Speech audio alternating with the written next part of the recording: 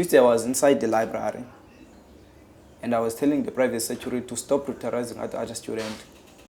And in the midst of shouting that you cannot do this because this is a student, this is a library, he has access, he has a right to be here. Then they turned and said, arrest that one. And in that midst of, in the midst of being arrested, I was with Zimasa. Then Zimasa came and said, no, you can't take him away.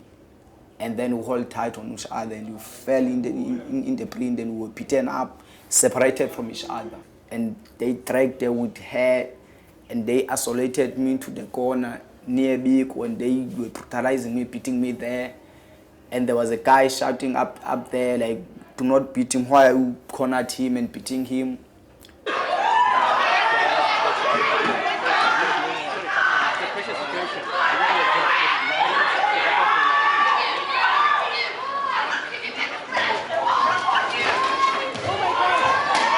Then on the other side, Zimas was being beaten up and dragged up and down and stuff.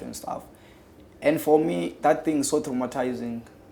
It's something that I always knew that it will come, but I didn't thought it would come that way, but I knew that it will come. And explicitly that we black people in this university are not respected.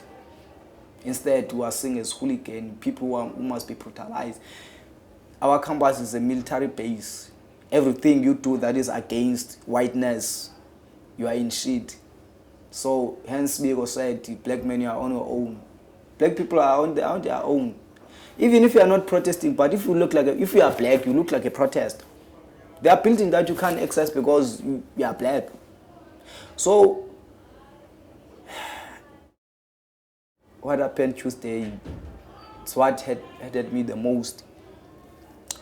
Because Zimas was denied medical attention, I was denied medical attention. Even in the police station, police were saying such things that will demoralize you and put you down.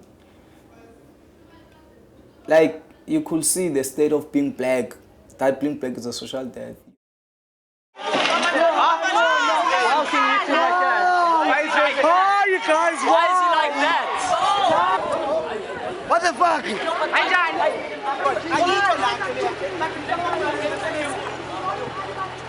How do we open this thing? Show us. Sobukwe says that we are fighting for our souls to call it our own. So in the midst of calling your soul your own, you'll get people around you beating you up for standing up for yourself. Yeah, and Zimasa was alone. So like, we project the voices in order to hear each other. So she's on the other side and we are on the other side. We are three and she's one. Before we sleep, we'll shout out, what are you doing? How are you? Are you fine? Are you doing well? And every second I hear the sound of a key. I thought of going out, coming back to campus or going home. But yeah, I was disappointed several times. While we were in court, we were mixed with prisoners after. And again, you could see that it's only black people there. There is no white. What does that mean? Are black people violent? Are black people hooligan? Are black people criminals? Are black people? What are black people?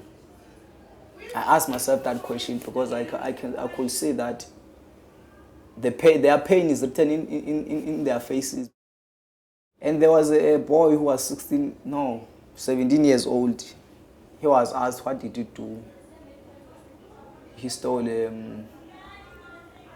meat in ShopRite, but he went to Portsmouth for that. So imagine, like, they can't see that it is not him, it is hunger that is driving him to that. So we are not seen in South Africa. Look at UWC, 36 students are denied bail and they were sent to Portsmouth. Others were taken in res. I do not know. My sister is so depressed. She's in grade 11. She's been dropping out. And now I'm just thinking of her, like, there's no money at home. So sometimes she can't go to school because she doesn't have a train ticket. She's stressed by minor things. When she comes here, what will happen to her?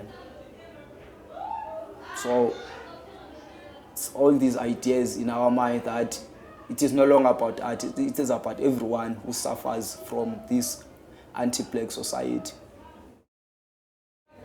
In Rondebosch, a private security was advised by a police officer that he must go to a private doctor in order to narrate or to concord a story that she was beaten by Zimas and he had a cut, while there was no actual cut. Advised, isn't that a fraud? And they are saying this thing in Afrikaans. She's there. They think she can't hear Afrikaans, but luckily she understood Afrikaans. She was there. They were talking about her in another language. Just look at that. Fraud. They are supposed to protect us, but they are protecting others. Because they knew that it would criminalize SAP and it would criminalize private security and UCT. So in the midst of trying to protect this, I don't know what to say, but there is this white privilege things they want to protect, or this iconic thing of being UCT being the first African but African people are killed inside or are silenced. So the police brutality is beyond, because I'm even depressed now, but I don't know.